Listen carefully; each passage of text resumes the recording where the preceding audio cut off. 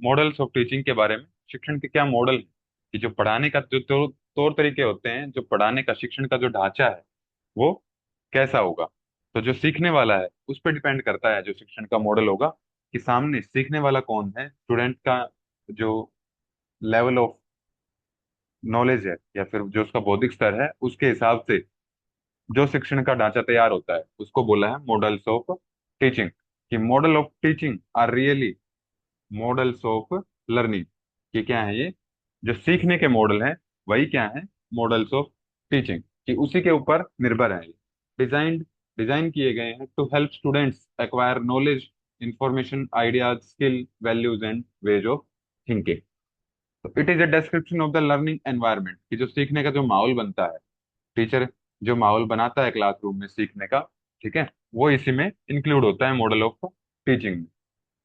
फिर तीन टाइप के आपके मॉडल्स बताए गए हैं इसमें, पीडागोजी, एंड्रागोजी और प्यूटागोजी। तो इसमें क्या, एक तरह से स्टेज मान सकते हैं कि पीडागोजी, एंड्रागोजी और heutagogy are often presented as a continuum. Continuum का मतलब कि तीनों कंटिन्यूअस है एक दूसरे के, कि पहले सबसे पहले आएगी पीडागोजी, उसके बाद जब ये खत्म होगी उसके बाद आएगी एंड्रागोजी, और जब ये खत्म होगी उसके बाद सबसे लास्ट आएगी प्यूटागोजी। ठीक है, तो एक कंटिन्यूअस प्रोसेस में चलते हैं ये, कि एक के बाद स्टेज है, एक तरह से लगा लो कि पहली स्टेज ये है पीडागोजी, दूसरी स्टेज एंड्रागोजी और तीसरी स्टेज प्यूटागोजी। जो हमने पहले इससे पहले वाले लेक्चर्स में किए थे कि लेवल्स ऑफ टीचिंग, उससे भी रिलेट कर सकते हैं इसको।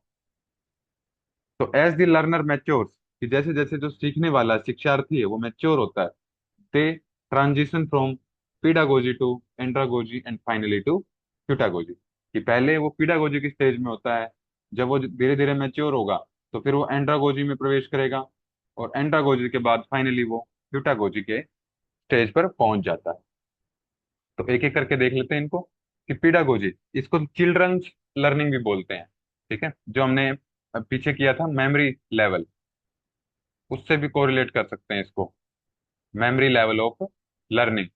कि इसमें क्या होगा, कि जो शिक्षार्थी है, लर्नर है, पूरा डिपेंड होता है टीचर पे कि वो क्या पढ़ाएगा और कैसे पढ़ाएगा। ठीक है, जिसमें मेमोरी लेवल में हमने किया था रोट लर्निंग, कि रट्टाफिकेशन, रट्टा चलता है उसको, कि रटना है बस, समझने से कोई मतलब नहीं है उसको। तो in pedagogy the learner is dependent, dependent होता है किसके, टीचर के, while the teacher takes the entire responsibility.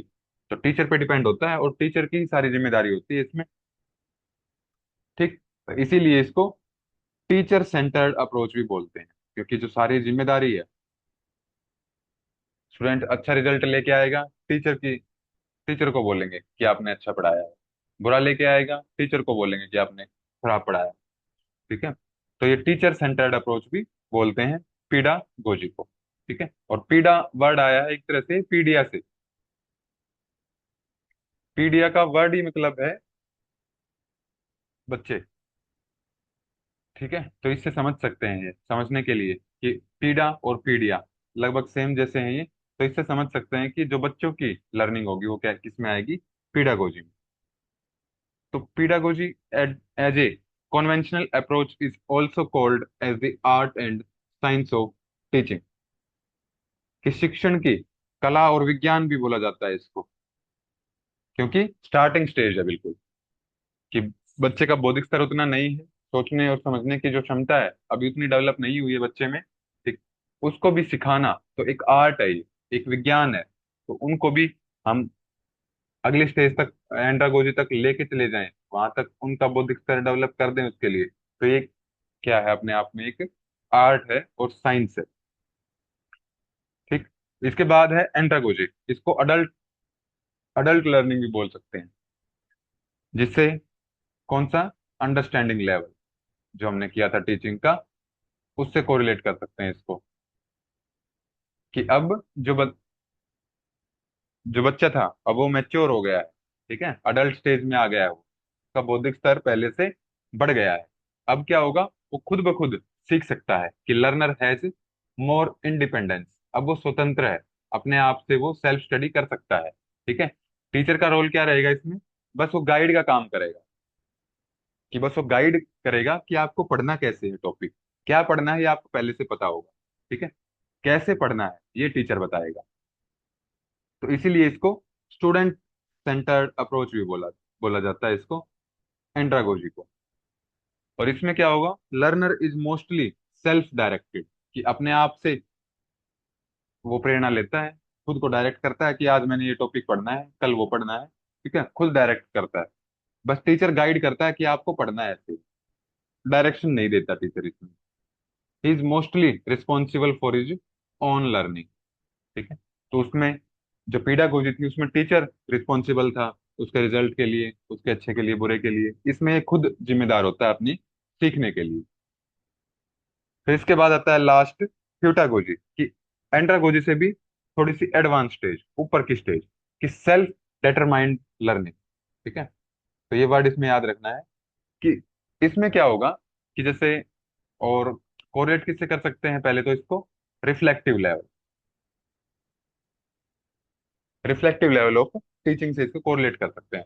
अभी जैसे मान लिया जो लर्नर है पीडागोजी की स्टेज में, उसको मान सकते हो आप कि स्कूल लाइफ में जैसा टीचर पढ़ा के चला जाता है उसको याद करना होता है वो। फिर जो एंड्रागोजी की स्टेज आदि, उसमें लगा लो आप कॉलेज लाइफ या फिर जो पीएचडी का टाइम होता है, उसमें गाइड मिलता है आपको। वो बस ये बताता है आपको कि पढ़ना कैसे है और किस तरीके से क्या बुक को पढ़ना है और कहाँ से पढ़ना है। और ह्यूटागोजी में क्या होगा, कि जैसे कोई रिसर्च अगर किसी चीज पे करता है, तो रिसर्च में वो बार बार फेल हो गया है तो, ठीक, तो खुद को डिटरमाइन या फिर खुद को डायरेक्शन देता है वो। तो लर्नर्स आर हाईली ऑटोनोमस, कि खुद ब खुद काम करते हैं, उनको टीचर की अब इतनी जरूरत नहीं है। टीचर बस क्या करेंगे, उनको गाइडेंस देंगे, वो भी थोड़ी बहुत, ठीक है, इंस्ट्रक्शन बिल्कुल भी नहीं देंगे, उसमें निर्देश नहीं देंगे ह्यूटागोजी में। तो in heutagogy the learner is motivated to satisfy the need for competence, and while the instructor only sets outcome and provide guidance। कि जैसे रिसर्च में क्या होगा, उसमें जो भी सीनियर होगा या फिर जो भी टीचर होगा, वो आएगा और 10-15 दिन के लिए काम देके, लेवल है लर्निंग के, या फिर 3 मॉडल हैं लर्निंग के, जिनको आप 3 जो लेवल पढ़े थे हमने उनसे भी कोरिलेट करके